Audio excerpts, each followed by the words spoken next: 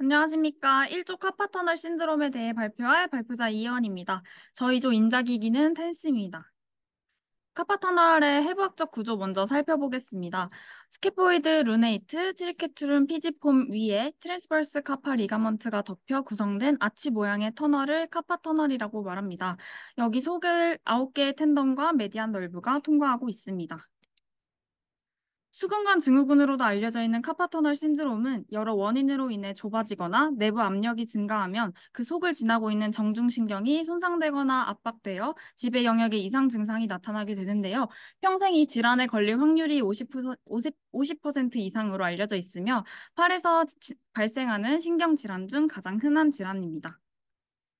아주 정확한 원인은 불분명하지만 일상에서 흔히 발생하며 특히 긴 시간 반복적으로 손목을 많이 사용하는 직업을 가진 사람에게 주로 호발합니다. 예를 들어 사무직, 미용사, 제빵사 등이 있습니다. 또한 여성 환자가 남성 환자에 비해 약 2배 정도 많은 것으로 알려져 있습니다. 단계별 증상입니다. 초기 단계에서는 손목 통증, 손가락 저림, 손가락 느림 등의 증상이 발생하며 중간 단계에서는 증상이 악화되어 손목 통증이 점점 심해지고 손가락 붓는 현상이 발생합니다. 말기 단계에서는 신경 손상이 심해져 손가락 굳음이 심해지고 손가락의 움직임이 제한됩니다. 의학적 진단 보겠습니다. 먼저 신경 전도 검사로 카파터널 증후군을 진단할 수 있는데요. 전기 진단 중 하나인 신경 전도 검사는 NCT라는 약자를 사용합니다. 여기서는 모터 널브 컨덕션 테스트를 사용했고 운동이 일어나는 근육에 기록 전도를 붙여 자극을 준 뒤 수축이 나오는 시간과 근수축 패턴을 그래프로 표현하였습니다. 차례대로 목, 팔, 아래팔 쪽에 차례대로 자극을 준 뒤 모두 이상 반응이 나타나게 되면은 카파터널 신드롬이라고 할 수 있습니다. 신경이 손상되면 전도가 느려지게 되는데요. 오른쪽 그래프를 보시면 정상 측은 잠복기가 3.6ms인 반면 손상 측은 5.1ms로 느려진 것을 발견할 수 있습니다. 다음은 초음파 검사입니다. 소리 파동을 사용하여 몸의 내부 구조를 시각화하는 목적으로 직접 정중신경의 크기와 모양을 볼 수 있는 장점이 있습니다. 만약 카파터널 신드롬의 경우 수근관 안을 지나고 있는 정중신경의 단면적이 확대되거나 평평해지거나 팽창되게 되는데요. 오른쪽 사진을 보시면 아래 정상측에 비해 약 2배 이상 널브가 눌리고 팽창되어 있는 모습을 볼 수 있습니다. 카파터널 신드롬은 CT, MRI, 엑스레이로도 진단할 수 있는데요. 왼쪽 MRI 사진을 보시면 화살표 끝에 하얀 부분은 염증을 의미하며 보다 정밀하게 초기 염증을 발견하여 진단을 내릴 수 있다는 장점이 있습니다. 오른쪽 엑스레이로는 다양한 원인 중에 물론 극소수이지만 과사용으로 인해 카파본이 디스로케이션 되어 널브를 압박하고 있는 사례로 이처럼 다양한 의학적 진단 방법이 카파터널에 사용되고 있습니다.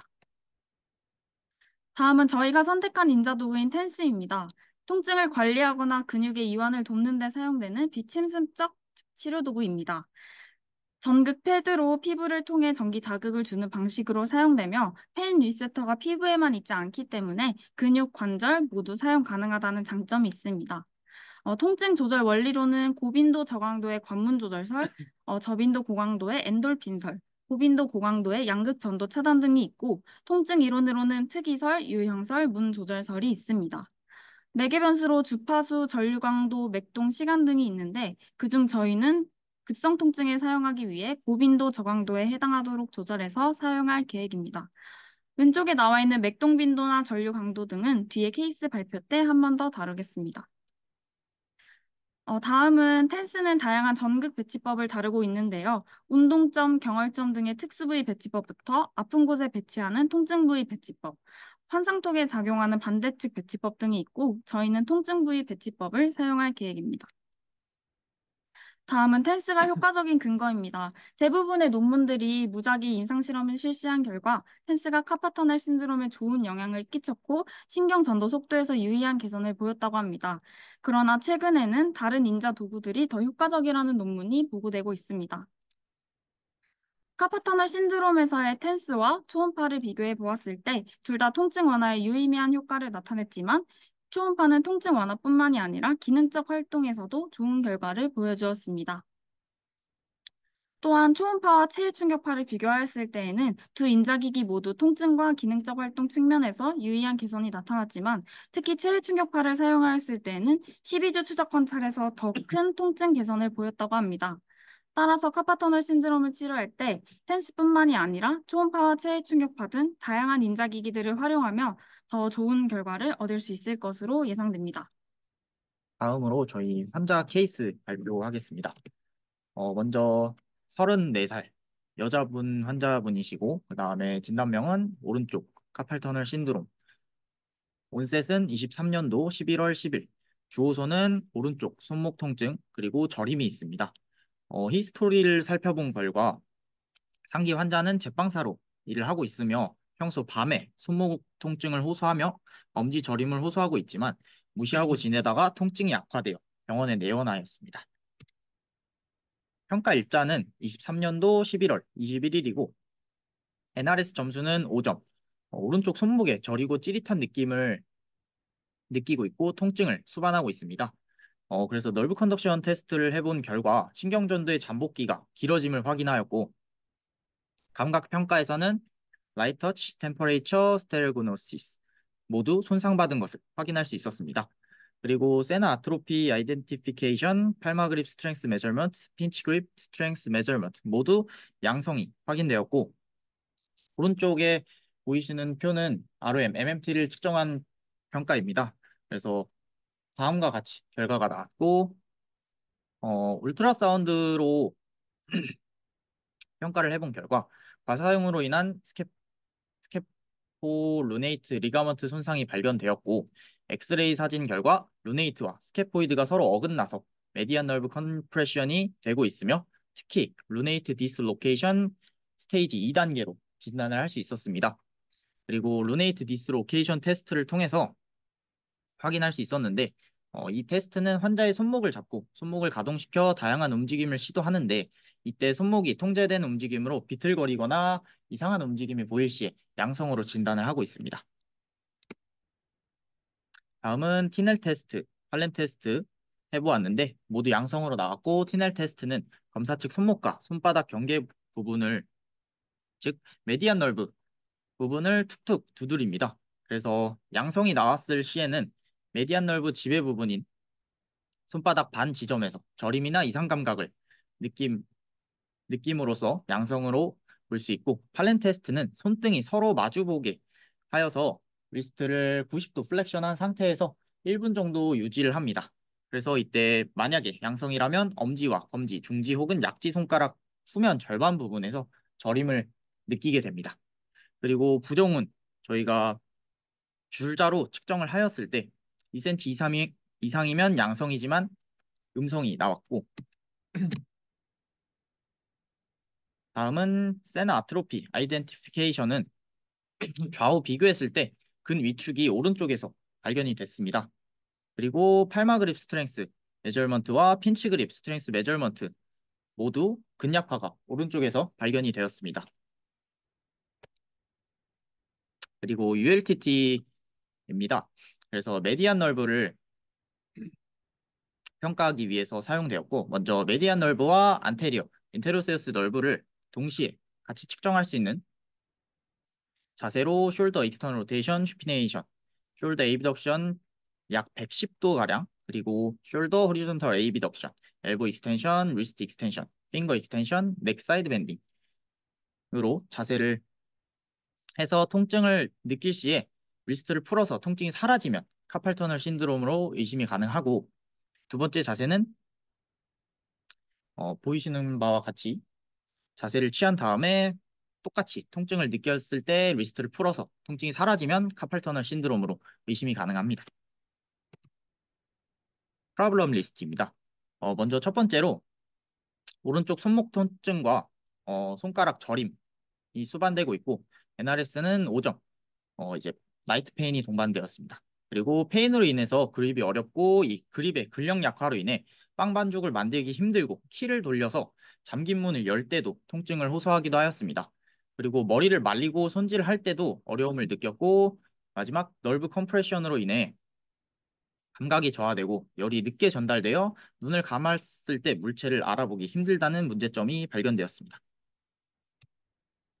먼저 숄턴골은 2주 안에 통증 NRS 점수를 5점에서 3점으로 낮추고 2주 안에 라이트 핑거 저림 현상 완화하고 이제 리스트 LOM을 향상시키기 위해서 플렉션 각도는 40도에서 75도까지, 익스텐션 각도는 40도에서 60도까지, 데비에이션은 플레인지로 잡았고 스트렝스 이제 근력 향상을 위해서 저희가 먼저 플렉션, 익스텐션은 페어 플러스에서 굿 등급으로 향상을 목표로 잡았고 레디얼 울나 데비에이션은 페어 마이너스에서 페어 플러스까지 향상을 잡았습니다.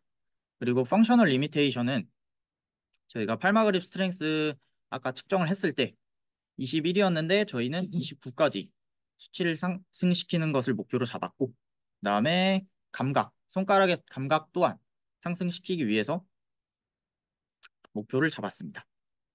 그리고 롱톤골은 이제 오른쪽 손목에 통증이 없게 하고 ROM은 풀 ROM, MMT도 노멀. 그리고 팔마 그립은 이제 왼쪽 손과 오른쪽 손이 동일하거나 비슷한 수준으로 잡았고 스스로 키를 돌려서 문을 열 수 있고 직업 활동으로 복귀. 그리고 꾸준한 근력 강화 운동과 기능적 운동을 병행하여 엑스레이상 루네이트로 인한 널브 컴프레션이 발견되지 않는 것을 저희가 최종 목표로 잡았습니다. 먼저 1주차에서 2주차 동안에는 통증 조절 및 ROM 향상, 손가락 감각 자극 제공을 위해 운동 치료를 계획하였습니다. 먼저 DCT RM 엑서사이즈입니다.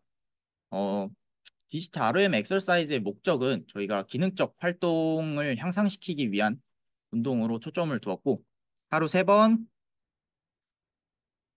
이제 10reps 2세트 그리고 RPE는 5단계까지 그리고 15분 동안 진행하고 종료는 OK 사인, 클라우드 디지트 익스텐션, 디스트 테이블 탑 덤브 어포지션으로 운동을 잡았습니다.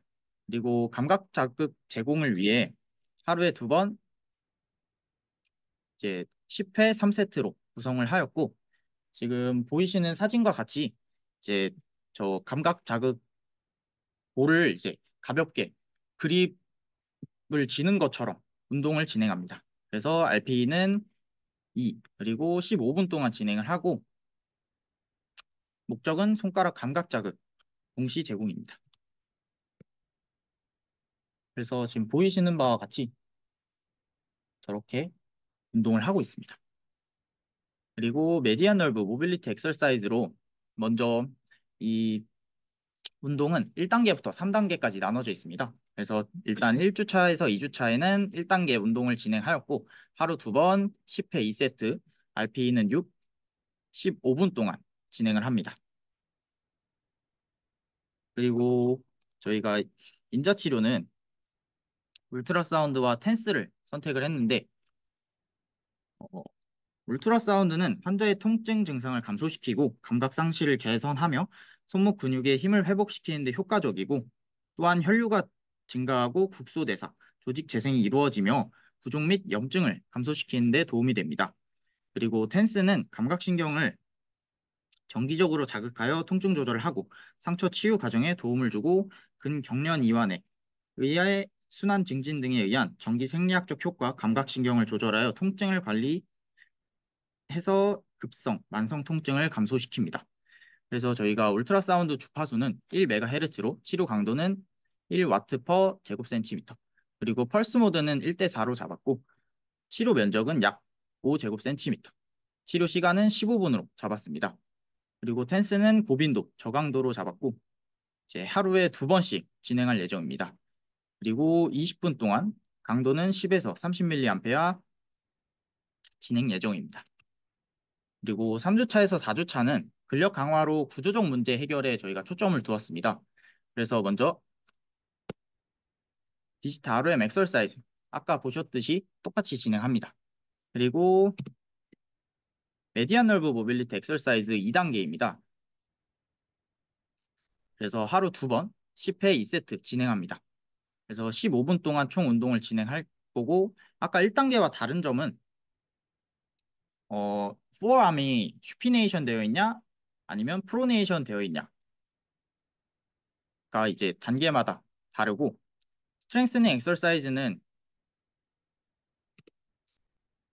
저희가 세라밴드와 스퀴즈볼을 통해서 스트렝스닝 엑서사이즈를 진행하였습니다.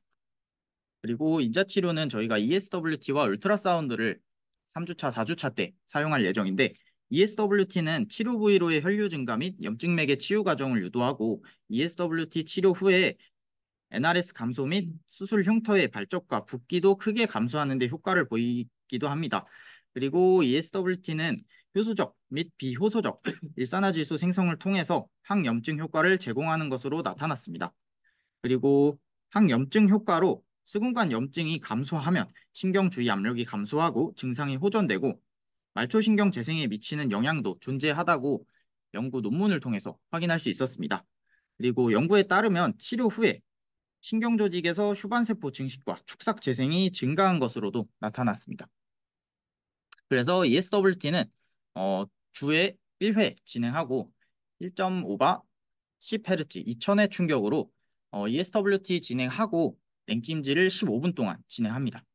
그리고 울트라사운드는 동일하게 진행하고 있습니다. 5주차에는 근력 강화 운동 및 기능적 동작 훈련으로 먼저 메디안 널브 모빌리티 엑서사이즈 3단계입니다.